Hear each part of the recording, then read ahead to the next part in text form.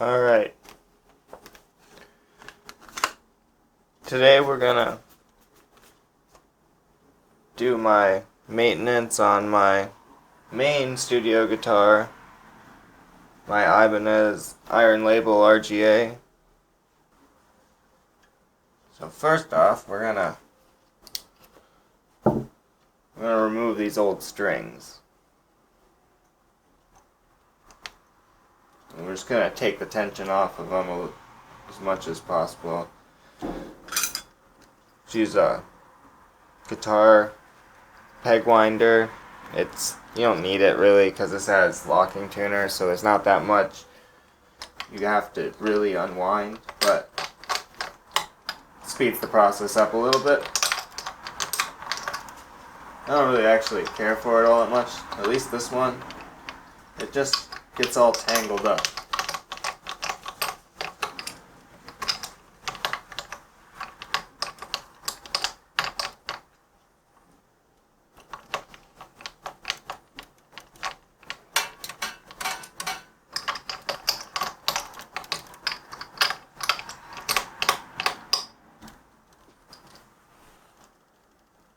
And once we get all the tension off,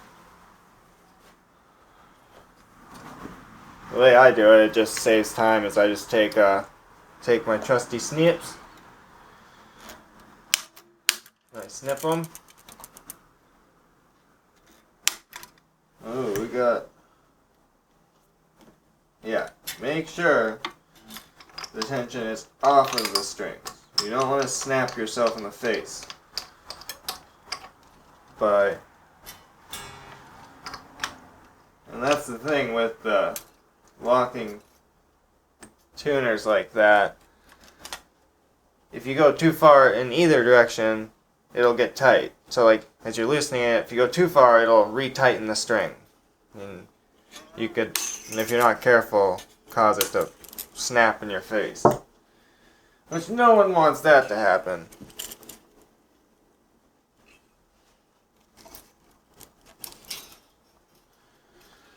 Basically, we're gonna just pull them on out the back. Oop. We got a straggler.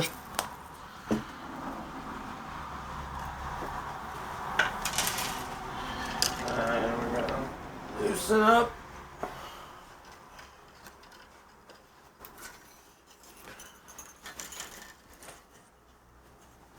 Loosen up our locking tuners. Not drastically. We're just going to put the same strings on. So, as long as they're loosened, they should come out.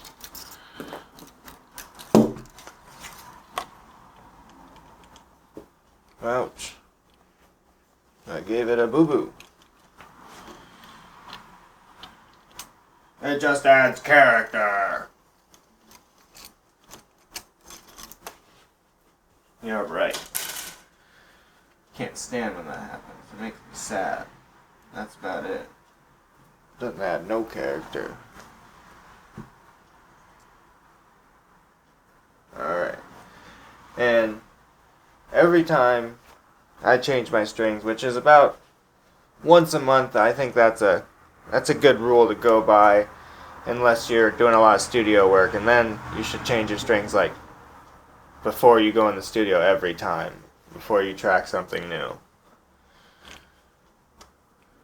But I use the Clear Tone Monster Series strings. I think that these are the most amazing strings. Like, these things just sing. They're so loud. And they cut through. Just like, I don't know.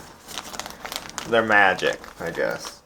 I'm not sure, but if I don't use these, I generally use D'Addario NYXLs, because they're pretty bright.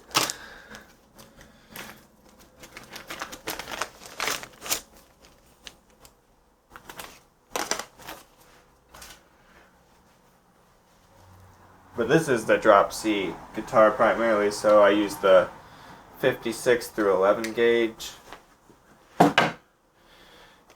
And I find that that's a pretty good tension level. This guitar has like a slightly longer length on the lower strings.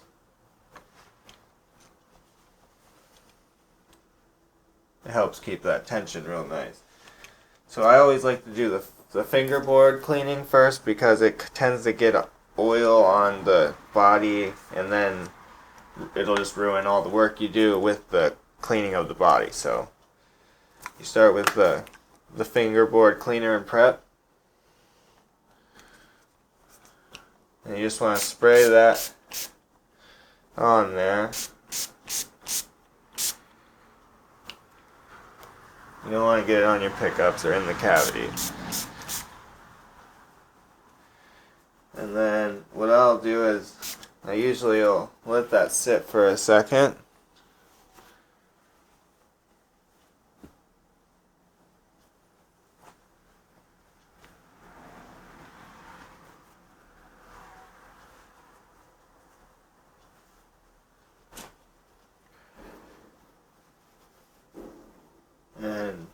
And then I go at it with my finger and my nail. I try to get the gunk up against the frets that builds up there, and then I, rub it nice and dry with the cloth.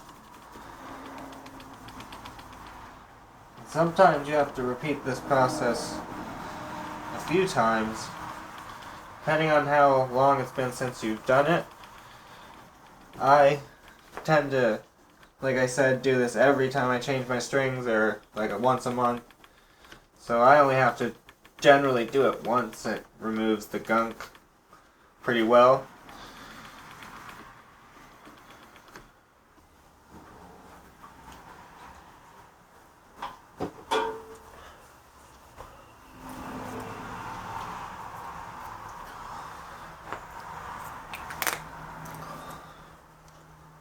So next, we want to take our fingerboard deep conditioner, which I've heard you can use other alternatives like I think lemon oil, things like that, but don't hold me on that. You might want to check that yourself.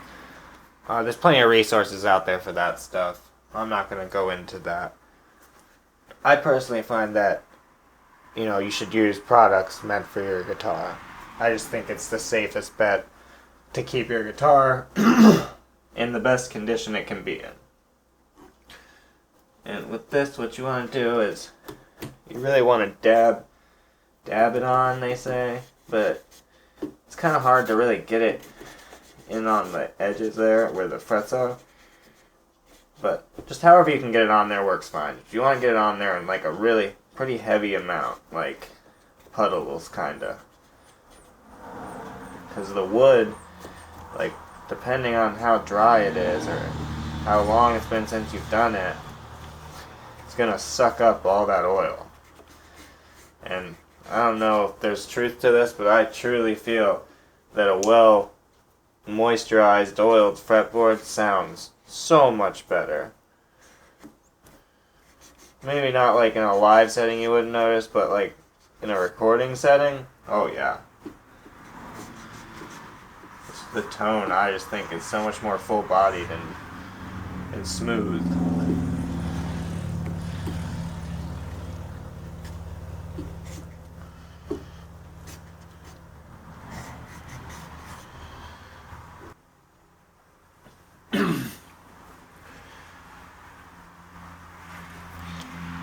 And then you want to let that sit for quite a while, honestly. As long as you can, let it absorb in there.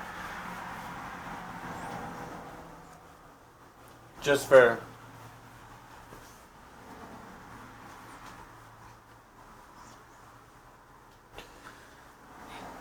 well, now that it's absorbed, you want to take your rag and blot the extra.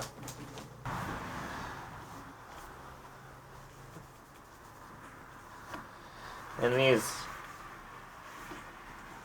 ebony fretboards just soak this stuff up. Like, they just are such a thirsty wood.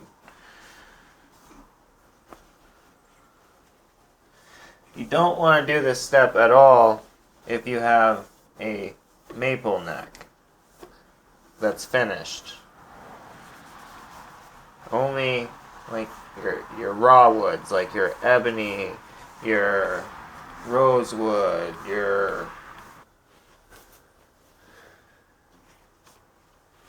as you can see, it's much darker and nice and shiny now, nice and oiled.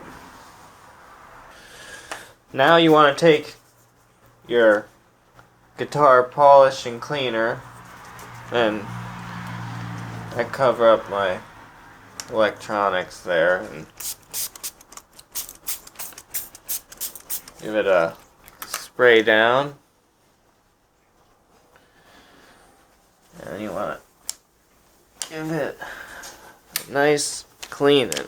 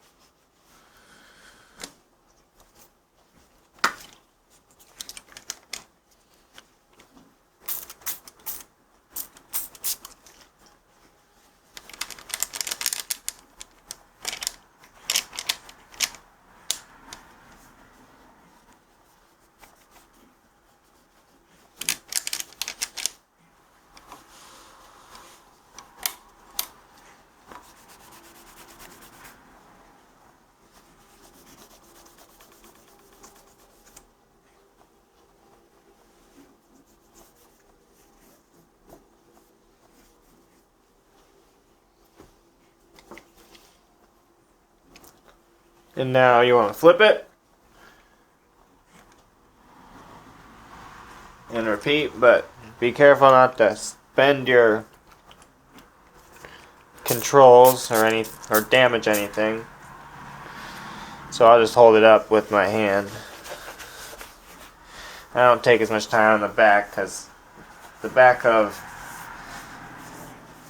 an Ibanez is like a rough mahogany, so. But if you have a nice finished back, you're going to want to take your nice time with that too, like you do the front.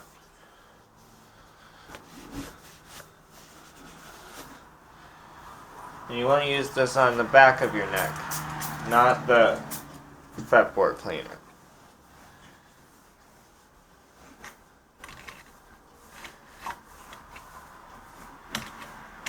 And on the hardware.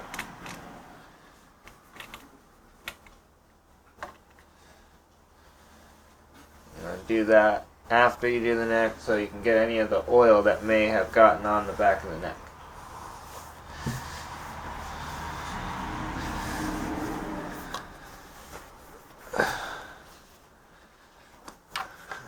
Flip it back over. Give it one more wipe down.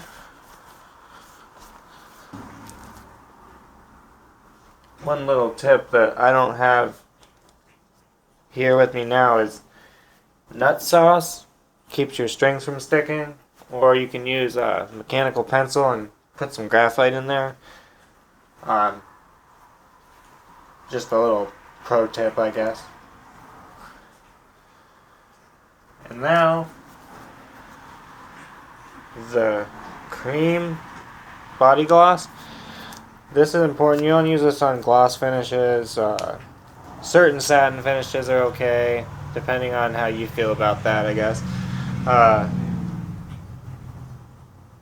You don't want to get this on your fretboard or on your neck whatsoever. This is for like your paint and your body gloss and your like polyurethane only. You would not want this on your playing areas at all. And it only takes a very little bit. because it'll spread around. And if you put too much, it'll never dry and you won't get the effect you want.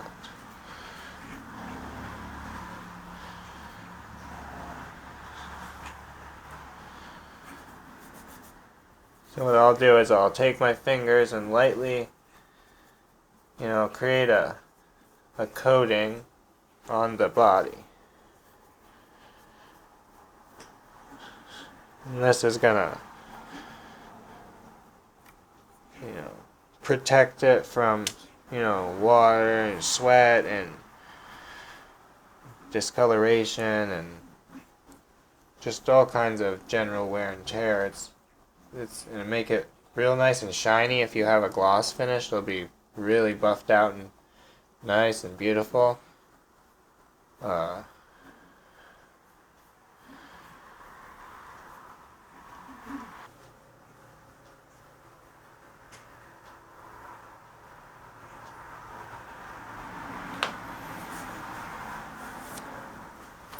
And now you wanna let this dry.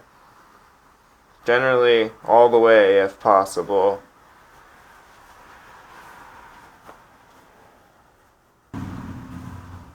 Alright, now that we have a dry body finish, we can just buff it out, circles.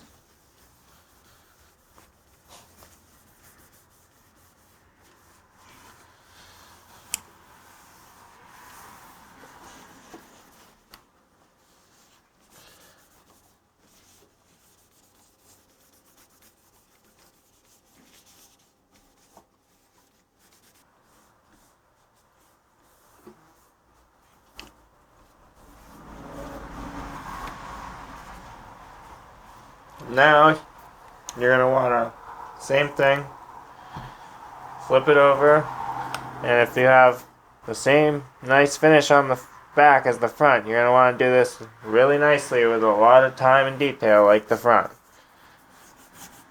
But I don't have that, so I don't do much with the back besides just a light coating. Because it doesn't really, just going to protect the wood grain really. Shine it up a bit. And then you're going to want to let that dry for a minute. And now it is dry, you want to come back.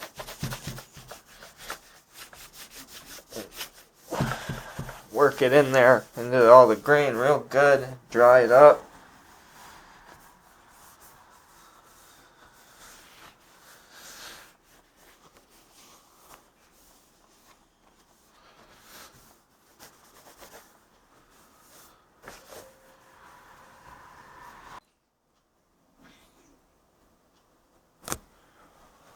Now that the back is all polished up just like the front, you're going to want to go ahead and just check it, make sure it's all good.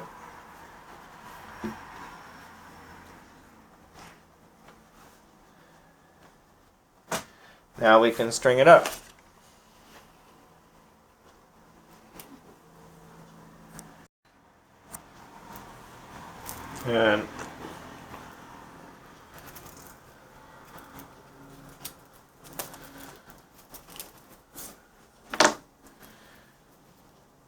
And this guitar has locking tuners, so this is a very simple process.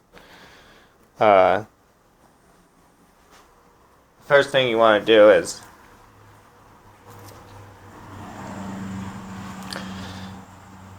turn these all so that they're sitting at about, I don't know, like 4 o'clock.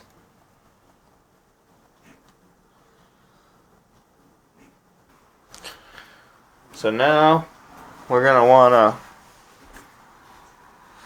feed our strings through. Just go ahead and feed all our strings through. I like to just do it all at once.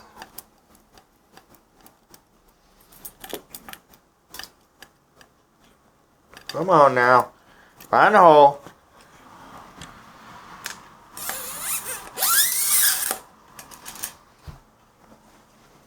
So then we'll need Oh, purple. R. A string.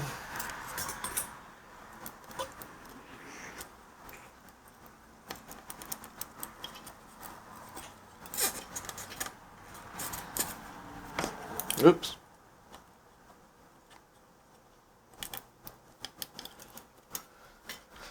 Figure, 20-something years old, I'd know what the right hole is. Go ahead.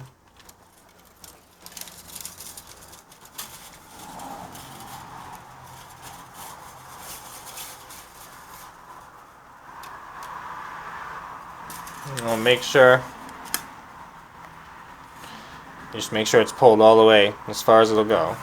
Take it, pull it into your saddle. So you want to just seat it in the saddle, just pull it through. You want to pull it about as tight as you can get it with your hand, because it's just going to make it all the easier for you. And you want to just, snug it down nice and real tight.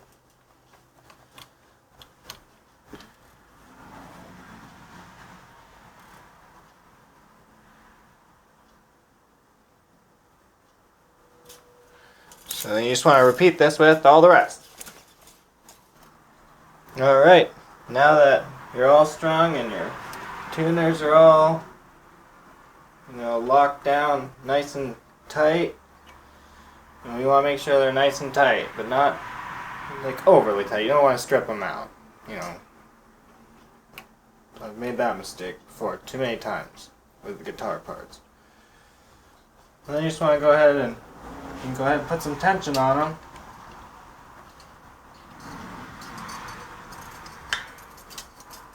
Make sure that they're going to hold and all that.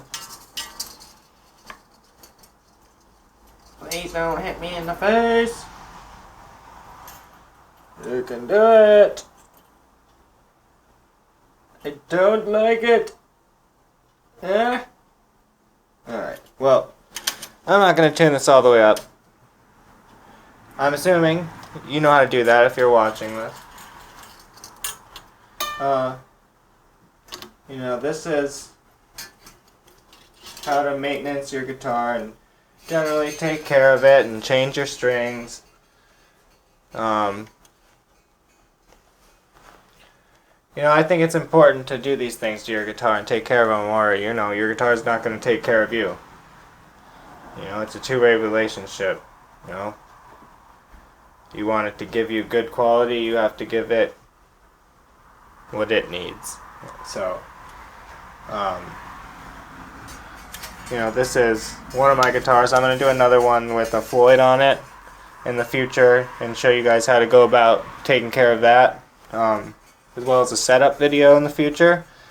I really appreciate you guys tuning in, and I'll see you next time.